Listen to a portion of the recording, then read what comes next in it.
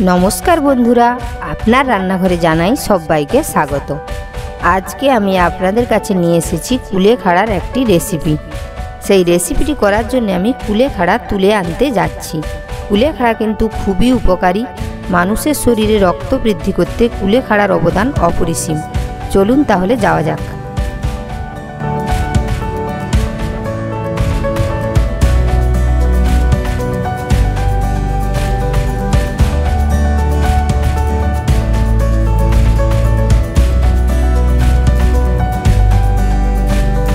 এখানে দেখুন আমাদের আদা গাছ লাগানো হয়েছে, খুব সুন্দর হয়েছে গাছগুলো।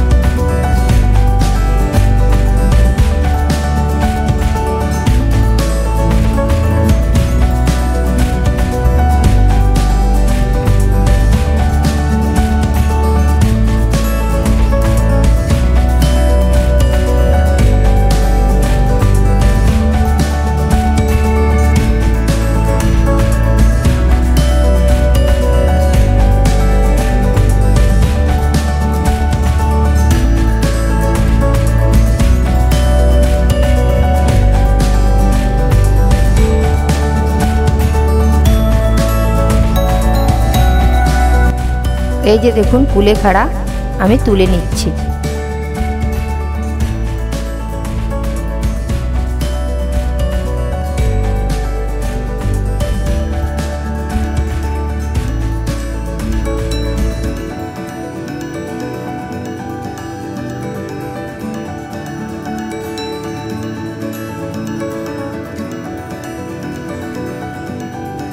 কুলেখাড়া কিন্তু মাঠেই হয়, তাই আমি মাঠ থেকেই তুলে নিচ্ছি।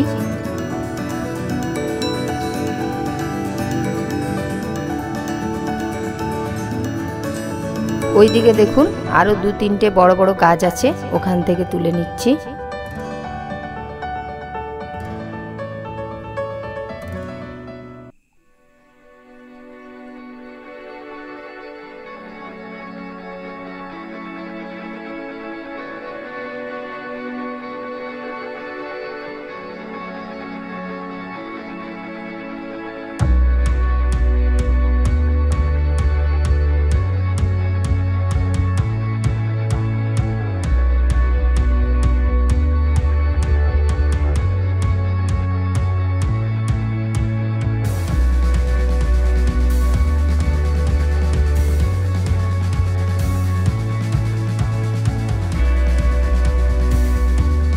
এই দেখুন কুলেখাড়া আমার তোলা হয়ে গেছে।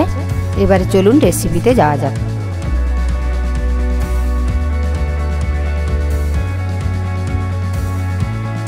এই দেখুন আধ ঘন্টা আমি জলে ভিজিয়ে রেখেছিলাম, কারণ মাঠে থাকে তো সারটা দেওয়া হয় ধান জমিতে, তাই আধ ঘন্টা পর ভালো করে ধুয়ে তুলে রেখেছি।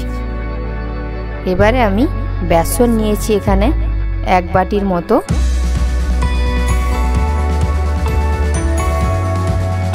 ভালো করে বেসনটাকে আমি এবারে মাখিয়ে নেব। এর মধ্যে কালো জিরে দিচ্ছি, কুচনো কাঁচা লঙ্কা দিলাম,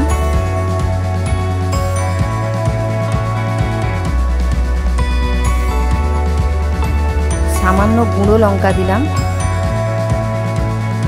একটু হলুদ দিলাম, পরিমাণ মতন নুন দিলাম, একটু খাওয়া সোডা দিলাম, জিরে দিলাম, আদা বাটা দিলাম। এবারে আমি ভালো করে একটা ব্যাটার তৈরি করে নেব কুলেখাড়ার চপ তৈরি করার জন্য।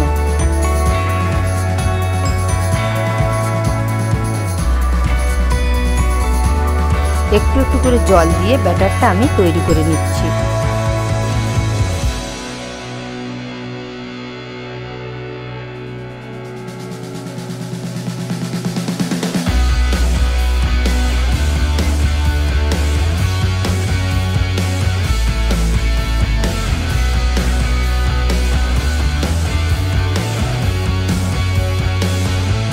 তৈরি করা হয়ে গেছে। এর কড়ার মধ্যে তেল দিয়েছি। তেলটা গরম হয়ে গেলে এক এক করে চপগুলো আমি ভেজে নেব। এই দেখুন, একটা আমি কুলেখাড়া নিলাম, ভালো করে ব্যাটারের মধ্যে ডুবিয়ে নিলাম।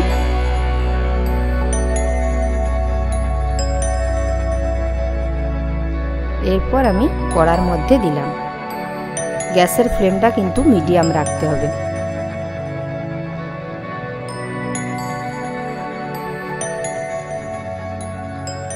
ভালো করে উল্টে পাল্টে আমি ভেজে নেব। কুলেখাড়ার এই চপটা মুড়ির সঙ্গেও খুব সুন্দর লাগে, আবার চায়ের সঙ্গেও কিন্তু খেতে অসাধারণ লাগে।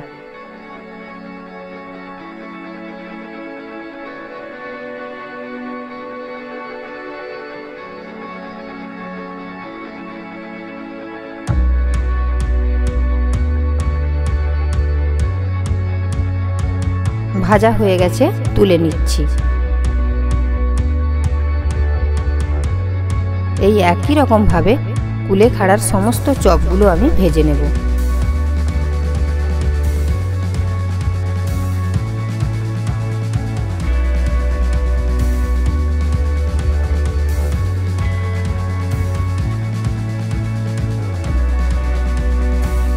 আবার একটা ডুবিয়ে কড়ার মধ্যে দিলাম।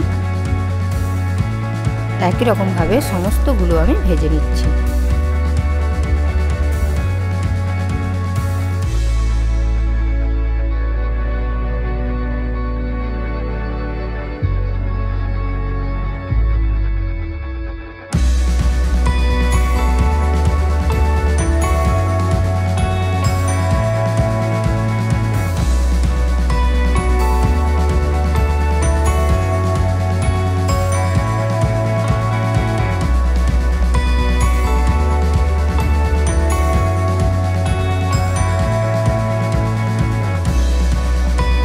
ভাজা হয়ে গেছে, আবার তুলে নিচ্ছি।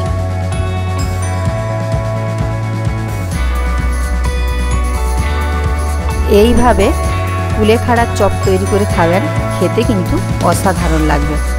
আজ এই পর্যন্ত, সুস্থ থাকবেন, ধন্যবাদ।